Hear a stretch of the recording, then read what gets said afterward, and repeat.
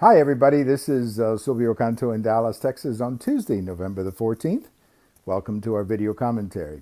Over the last few days, I have spoken about Judge Moore in Alabama. I've written about it as well. He's not my candidate. I would have voted for somebody else, but he is the nominee of the Republican Party, and the people of Alabama will have to decide yes or no on his candidacy.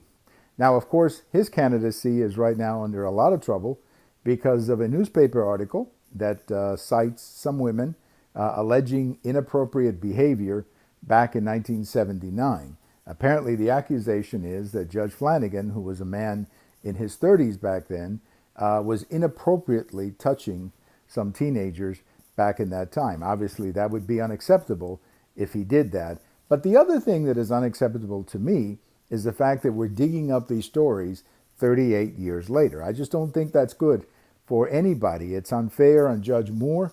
I think it's unfair on the women who are being used, frankly, for political purposes. So I don't really see the point of all of this.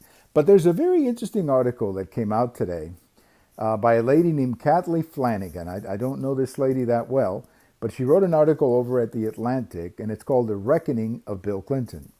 And it's interesting because, Bill Clinton was also accused by many women of inappropriate behavior, a lot more than touching in the case of Bill Clinton.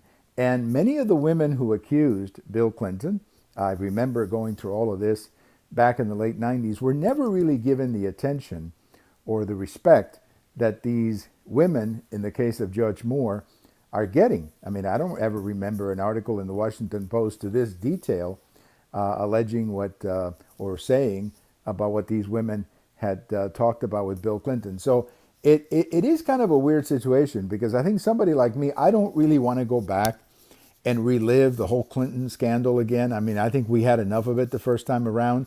The country has moved on. Hillary Clinton is not going to be president. Bill Clinton is a figure of the past. So for me, it would be better just to overlook all of this and just move on. But if one hand you're going to start digging up dirt on one politician about something that happened 38 years ago, I think it's only fair that maybe we look at allegations or things that were said about another politician, not 38 years ago, but maybe 20, maybe 25. And I just think that that's coming. I really do think there's going to be a reckoning of Bill Clinton.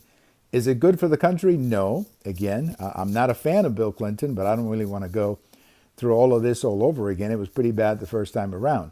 But I think it is, I think, one more evidence of just how damaging the Clintons were to the Democrat Party. The Clintons were really a bad thing for the Democrat Party. The only people who benefited for the Clinton years were the Clintons, who got to be president and first lady. But beyond that, I don't think they did the Democrat Party any favors.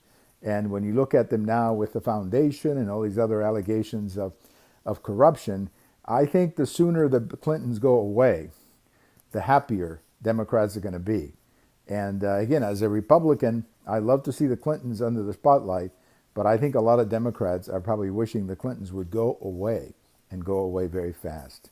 Well, thank you for watching, folks. Thank you for watching. We have these commentaries over on YouTube. We also have them on Twitter, and we have them in my blog. Have a wonderful day, everybody. Thank you very much.